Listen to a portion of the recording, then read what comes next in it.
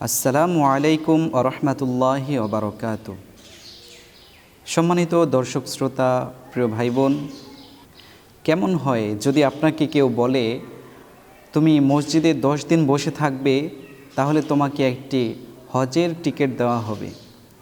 জি, ঠিক এরকমভাবে আল্লাহর হাবিব সাল্লাল্লাহু আলাইহি ওয়াসাল্লাম আমাদের জন্য একটি অফার দিয়েছেন। প্রিয় নবী সাল্লাল্লাহু আলাইহি ওয়াসাল্লাম ইরশাদ করেন, মানি আতাকাফা আশরন ফি রমাদান কানা কা হাজ্জাতাইনি ওয়া উমরাতাইনি। আল্লাহর হাবিব সাল্লাল্লাহু আলাইহি ওয়াসাল্লাম ইরশাদ করেন, যে ব্যক্তি রমজানের শেষ দশকে এতেকাফ করবে, সে যেন 2টি হজ এবং উমরার সওয়াব পেয়ে গেল। সুবহানাল্লাহি ওয়া বিহামদিহি। এত চমৎকার একটি অফার আর কেই বা দিতে পারে?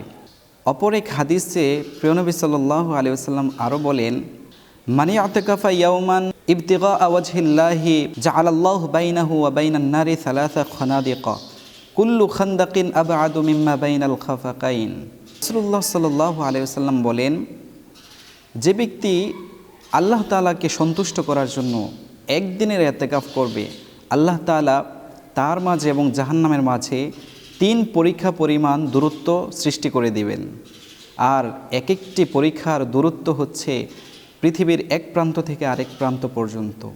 সুতরাং এই হাদিস দ্বারা বোঝা যায়, যে ব্যক্তি ইতিকাফ করবে, আল্লাহ রাব্বুল আলামিন তাকে জাহান্নাম থেকে মুক্তি দিয়ে দিবেন। অপর একটি হাদিসে বর্ণিত আছে, আন ইবনে আব্বাস রাদিয়াল্লাহু তাআলা আনহু আন্না রাসূলুল্লাহ সাল্লাল্লাহু আলাইহি ওয়াসাল্লাম ক্বালা ফিল মুতাকিফ হুয়া ইয়াতাকিফু যুনুবা ওয়া ইউজরা লাহু মিনাল হাসানাত কাআমিলিল হাসানাতি কুল্লিহা।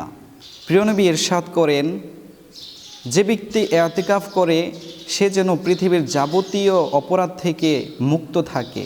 আর সে যতক্ষণ ইতিকাফে বসে থাকবে, পৃথিবীর সকল ভালো কাজের সওয়াব তার জন্য লিপিবদ্ধ করা হবে।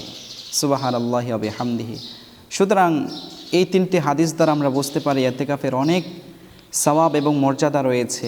অতএব আমাদের যাদের সুযোগ হয়, তারা এই রমজানে ইতিকাফ করার জন্য অবশ্যই চেষ্টা করব ইনশাআল্লাহ। আল্লাহ তাআলা আমাদের সবাইকে তৌফিক দান করুন।